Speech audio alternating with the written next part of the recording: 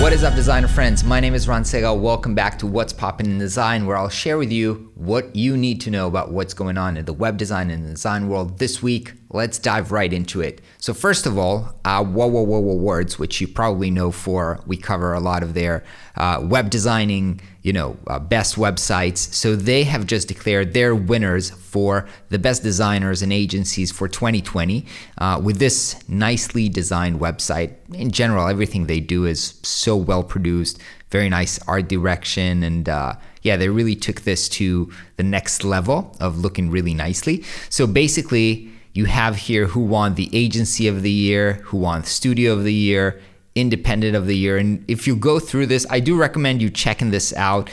These are really like fantastic creators of websites, and we have covered a lot of their work during this year. So this is kind of just like a wrap up. You can dive deep and see each of them kind of like thanking the awards community, and you can see a showcase of their best websites. This is great for inspiration and also a nice kind of wrap up for the best websites of this year. So make sure you check this out. We'll put the link below this video. Next, nice tool that we found this week is Screenstab. This actually takes just like the normal screenshot that you take off your website and it kind of makes them epic by giving them kind of like a transform. Let me play this video. It gives them basically a transform and kind of like a depth. So it looks like you shot them with a physical camera versus just like a screenshot. And we talk about this a lot especially when we're showing portfolio and stuff like this, where people just throw in screenshot and it's pretty ugly, and you want to make that way more visually interesting. And so this tool does it for you. Actually, if you're just looking at what they're doing, giving it perspectives, giving it a little bit of depth in terms of light, shadows, and kind of like what's called iris blur, meaning like only the stuff that's close to you is focused and the rest is blurred. You can do this pretty easy yourself with Photoshop, but if you're lazy, this software can do this for you. So that's pretty nice, and you might want to use that. Another software that kind of helps you with making your photos better is called Colorize, image colorizers, and they have a few kind of AI tools, which one of them colorize black and white photos, one fixes blurry photos, and one retouches old portraits. So if you have projects with old photography, or if you're like me and your dad just decided to take all of his old photos when he was a kid and then scan them and start to document them and digitize them, then this tool is definitely something that I'm going to recommend to my dad, but perhaps you need this as well. Now, the next thing I want to show you is called ARLoopa, and basically it's a technology that allows you to add augmented reality experiences on top of real world experiences. So basically you can do that. You can add AR experiences for a lot of things in the real world, whether this is your products, clothing, or all kinds of things.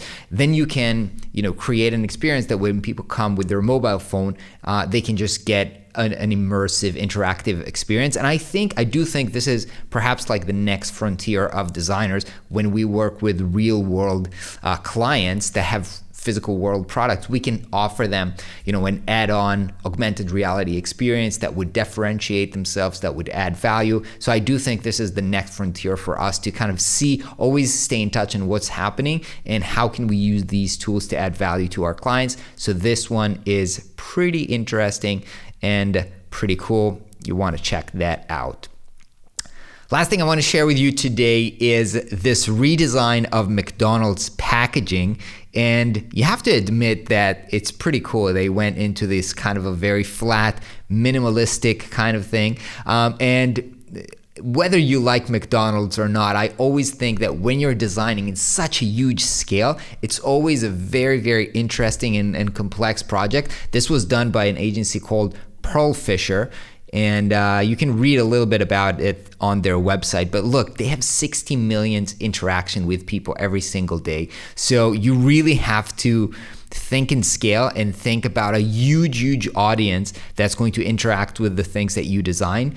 I like how they've kind of animated this in here, and I really think this is an interesting project, and I always like to see how agencies tackle things that are in such a big scale. So congrats for Pearl Fisher on this project. Looks pretty cool.